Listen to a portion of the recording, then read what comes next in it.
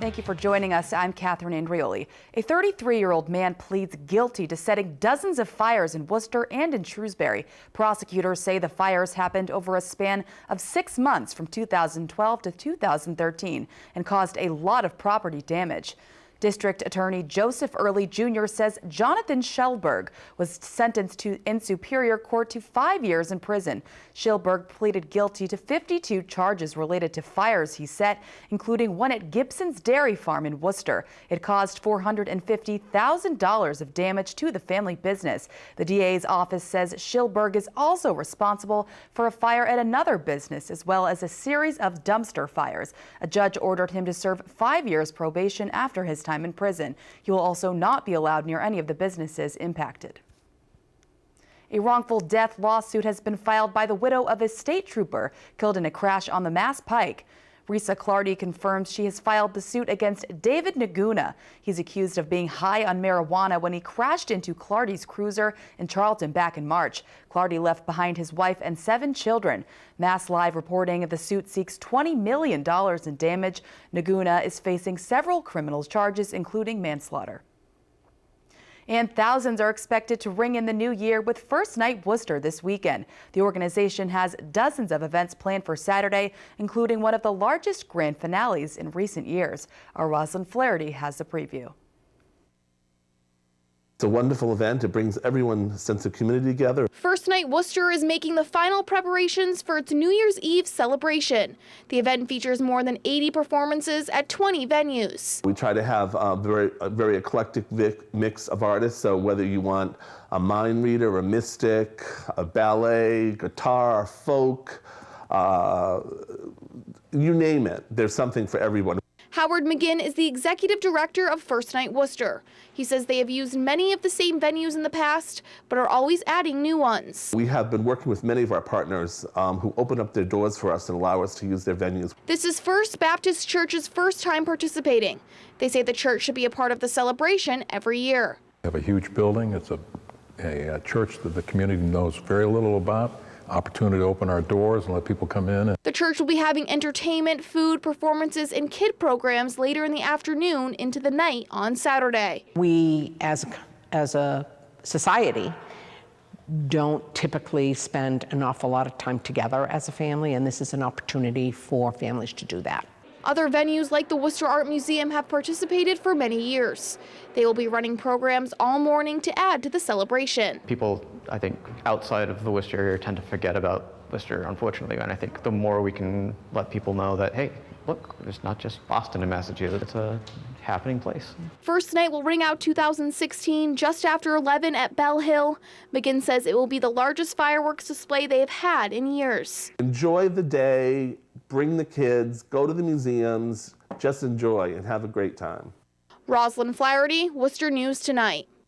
And many are making their New Year's resolution right before the new year. Our Andy Madison hears from several people in central Massachusetts and also has some advice on how to keep your resolution for 2017. As 2016 comes to a close, many look ahead and look forward to a new year. For 2017, I'm going to be even more courageous about things that are important to me in the world and society. In a time when everyone makes New Year's resolutions. Be a better student in school, make good grades. A resolution to be healthy and happy for myself and my family for the new year. Good health is always a popular resolution for the new year, which is good for gyms hoping to add new members. One trainer we spoke with says the key to a healthy 2017 is following through on what you want to accomplish. There's no easy way to lose weight or to gain muscle. You know, whatever their goals are, they just really need to stick with it. For 2017, some are setting their sights on trying to help out. My New Year's resolution is to become a better person for God and to serve other people. Whatever your goals are for the new year, one similarity we found is people are looking to stay positive for 2017. Have a lot of compassion for yourself for when you don't meet your goals and then just try again. Grateful for all we have. Andy Madison, Worcester News Tonight. Police say young children are the victims of an armed home invasion, and tonight they're looking for 5 suspects. The incident happened on Lavelle Street just before 7 p.m. Thursday. Police say 8 people were inside the apartment, including 6 juveniles. The youngest was only 8 years old. The victims told police 5 men forced their way through the back door and had their faces covered with 2 handguns. They stole cell phones, jewelry, and cash before fleeing the apartment. Police saying there were no injuries and the investigation is ongoing. Anyone with information is urged to contact Worcester Police.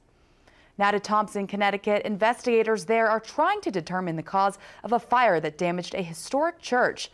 Last night, flames broke out at the Thompson Congregational Church. Crews from several surrounding communities responded. It took them several hours to put out the flames.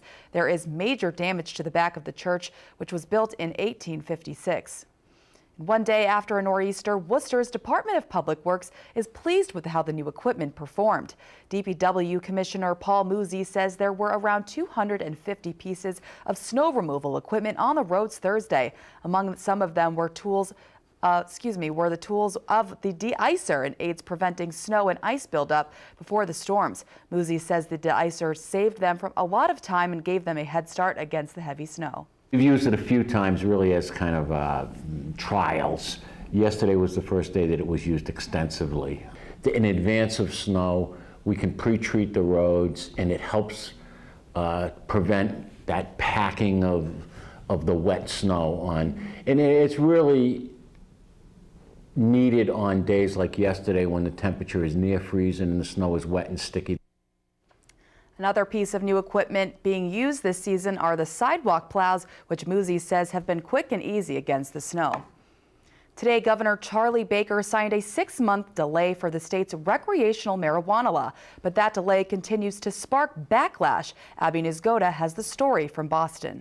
The governor's signature means it's a done deal, and he doesn't think it's a big deal at all. A 6-month delay in the grand scheme of things is going to be permanent here in the Commonwealth forever.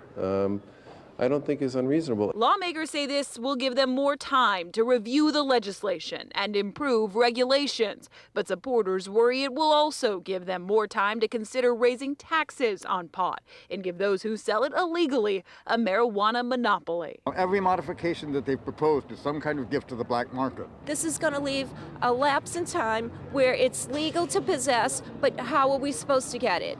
Keep in mind this delay does not affect possession or home growing provisions. Those both took effect earlier this month. It does, however, push the opening of those retail pot shops into the summer of 2018. In Boston, I'm Abby Nizgoda, Worcester News Tonight.